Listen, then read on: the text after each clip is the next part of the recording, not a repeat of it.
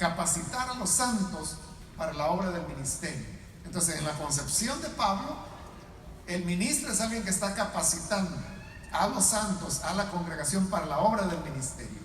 Y eso es lo que les mencionaba hoy antes del almuerzo, y es que la idea es que todo santo es un ministro, y esa es la idea de Pablo, que hay que perfeccionar, dice, a los santos para la obra del ministerio. Entonces, si se les prepara para la obra del ministerio, es para delegar en los hermanos el trabajo. Por eso es que vemos en el ministerio de Pablo cómo él involucraba a todos y los animaba a hacer la obra del ministerio. Eso hoy en día es el trabajo celular, y por eso digo, es otra razón para que los pastores principales se animen a involucrarse en el trabajo celular. Por eso, porque los pastores deberían seguir el modelo de Pablo. Veamos ahora la tercera razón, hermanos, de por qué el pastor principal tiene que estar a la cabeza del trabajo celular. Y es porque el pastor es el que modela la iglesia, para bien o para mal. El pastor es el que, por su influencia, por su ministerio, su forma de enseñar, va a influenciar sobre las demás personas. No se tiene que menospreciar la gran influencia que el pastor tiene sobre la iglesia, quizás más de lo que se imagina. Por eso es que muchas veces los miembros de determinada iglesia son como la reproducción de su pastor. La iglesia es como es el pastor. Entonces, si uno quiere conocer al pastor, solo tiene que ver a la iglesia, porque el pastor modela a la iglesia. Lo que es importante para el pastor también lo será para la iglesia. La iglesia es muy receptiva, y entonces ellos saben qué es lo que verdaderamente le importa o le interesa a su pastor.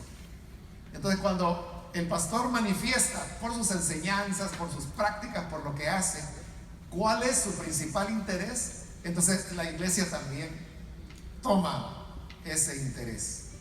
Por ejemplo, si para el pastor son importantes las misiones, entonces tendrá una iglesia misionera. Bueno, yo conozco algunos pastores, ¿no?, que ellos a su vez fueron misioneros y tienen una pasión por las misiones, y eso es excelente.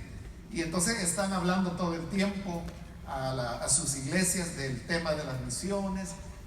Tienen una semana en el año que le llaman la semana misionera.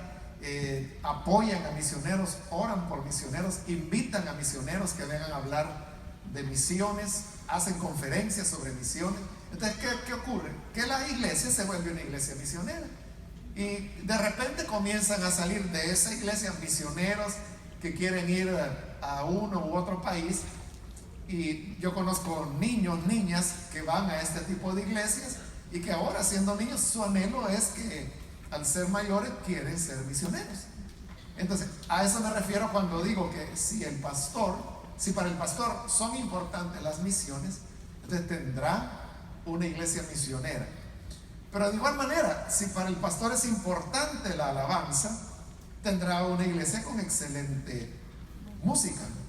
O sea, hay pastores que les gusta cantar, bueno, y hay pastores que hasta graban sus discos. Entonces, como les gusta la alabanza, eso lo proyectan a la iglesia. Entonces la iglesia también comienza a expresar ese deseo que ven en su pastor. También, si para el pastor es importante el trabajo celular, entonces tendrá una iglesia celular.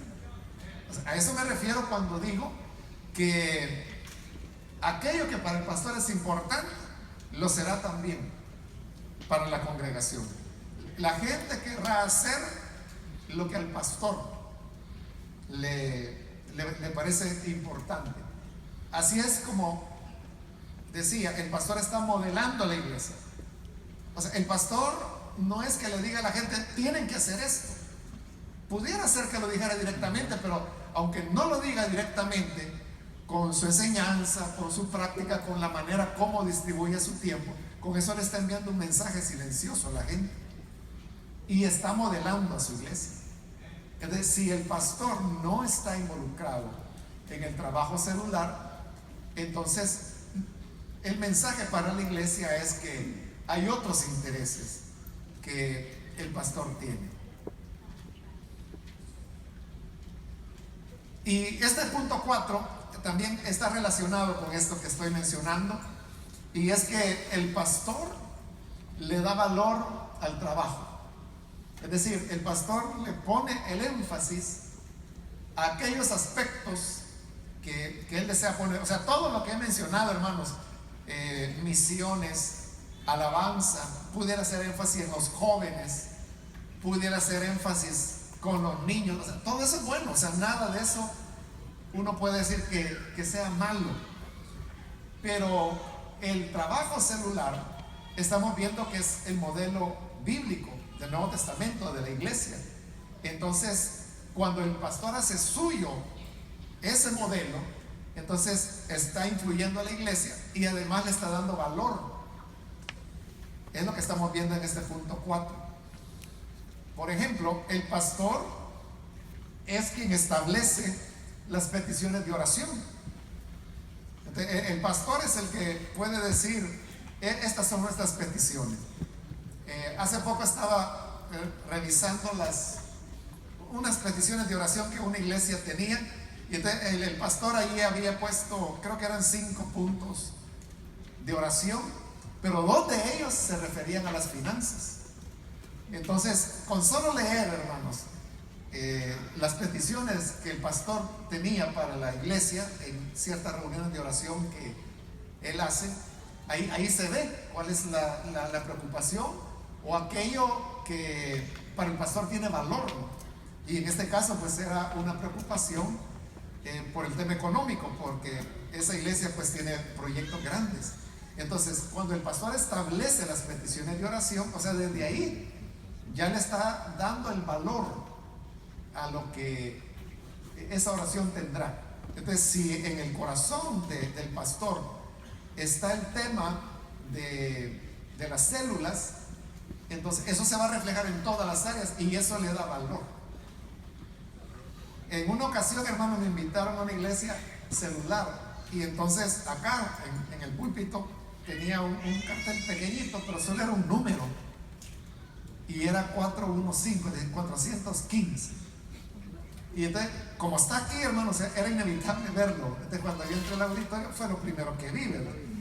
Pero yo dije, saber qué querrá decir eso. Bueno, la cosa es que yo enseñé